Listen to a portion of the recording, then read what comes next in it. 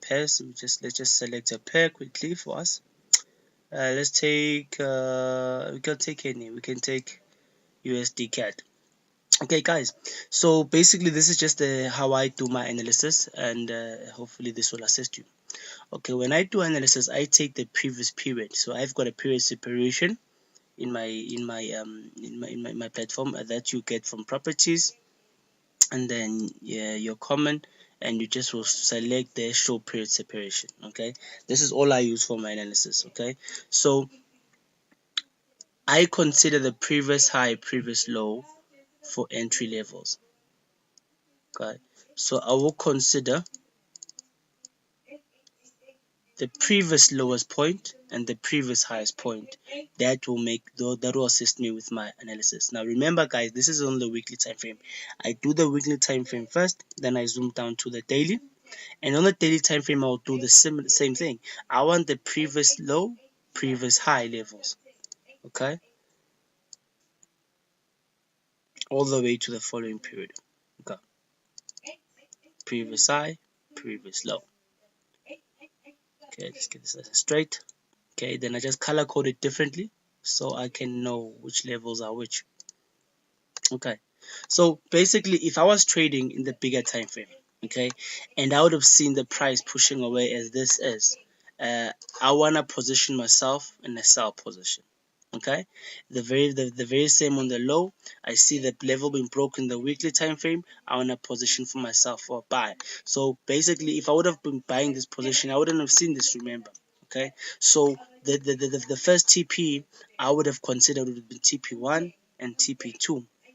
Okay, so let us zoom down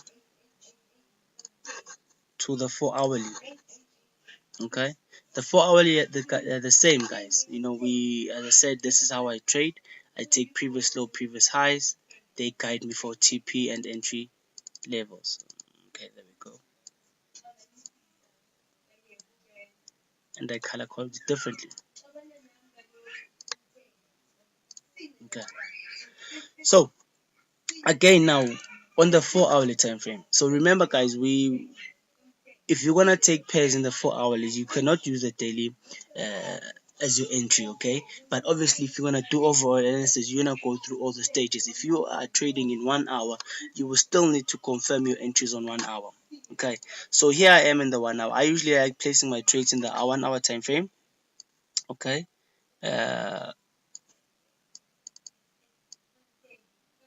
just check the time here quickly.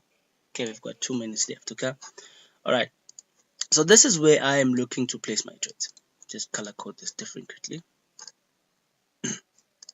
Take the green.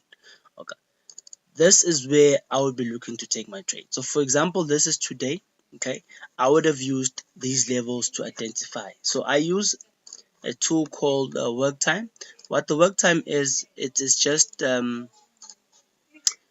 sessions. So the US session, the London session, Sydney and Tokyo session. Okay, there we've got them in. Just check my time.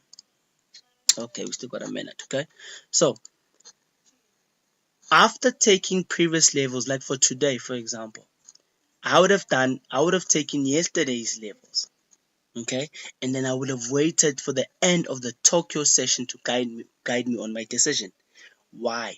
Okay, the theory is that the London Open when the London levels are broken, the first 2 hours of London actually, when they are broken, the pair or the price may shoot in that direction, if not the whole entire day. And in this case, you see what happened here. Okay. Okay. So what am I looking for in the 1 hour? I'm looking for the entry now. Okay. These, remember, the 4-hour levels. Okay. And this is the 1 hour levels. Okay. Now, going into today, I already had these levels. Okay. The low and the high. Okay, and look what happens here. The price and the opening this morning was at the lowest level of the 4-hour time frame. This red line here, that's the 4-hour time frame. Okay, now let me just pause, guys. This is part 1 is over. Let me go to just please to do the part 2 of the video. See you in a second.